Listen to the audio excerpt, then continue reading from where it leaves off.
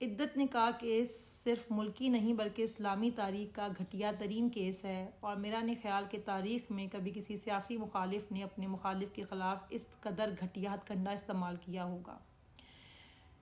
عدت کا مقصد اسلام میں کیا ہے؟ میں کوئی عالم نہیں ہوں، مگر جتنا قرآن پڑھا ہے اس کے مطابق تو یہی ہے کہ اگر بیوہ یا طلاق یافتہ عورت ایک اور نکاح کرنا چاہے تو ہونے والے بچے کی والدیت کے بارے میں کوئی شک نہ رہے۔ اس لیے جو بیوہ عورت ہے، کیونکہ وہ غم میں ہوتی ہے تو اس کی بعض اوقات ڈیٹس اوپر نیچے ہو جاتی ہیں، تو وہ جو ہے وہ 4 ماہ انتظار کرے، اور طلاق یافتہ عورت جو ہے وہ 3 ماہ انتظار کرے۔ اور طلاق یافتہ عورت کی ایک اور وجہ یہ بھی ہے کہ ہو سکتا ہے کہ 3 ماہ کے عرصے میں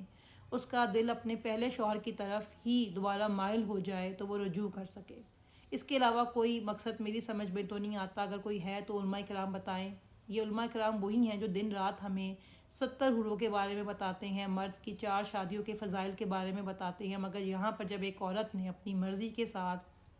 حلال طریقے سے، اسلامی طریقے سے نکاح کیا ہے اور اس کو سزا سنا دی گئی ہے اور اس کے اوپر بالکل خاموشی اختیار کی گئی ہے، اور یہ آپ کی سب سے بڑی منافقت ہے۔ اور وہ تمام خواتین آرگنائزیشن جو پورا سال شور ڈالتی ہیں کہ خواتین کو ان کے حقوق نہیں دیے جا رہے، میرا جسم میری مرضی، آج وہ اتنے بڑے اہم مسئلے پہ خاموش بیٹھی ہوئی ہیں۔ اس سے یہ بات ثابت ہوتی ہے کہ آپ کا ایجنڈا کبھی بھی خواتین کی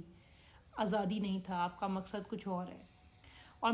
اب میں بی بی فارم 47 سے یہ بات پوچھنا چاہتی ہوں کہ تم اتنا گر گئی ہو، کیا ہم بھی آپ سے یہ سوال کریں کہ گراج میں جو آپ کی قصے کہانیاں شروع ہوئی تھیں اور شادی کے 4 مہینے بعد آپ کا بچہ پیدا ہوا تھا، وہ حلال تھا یا حرام تھا؟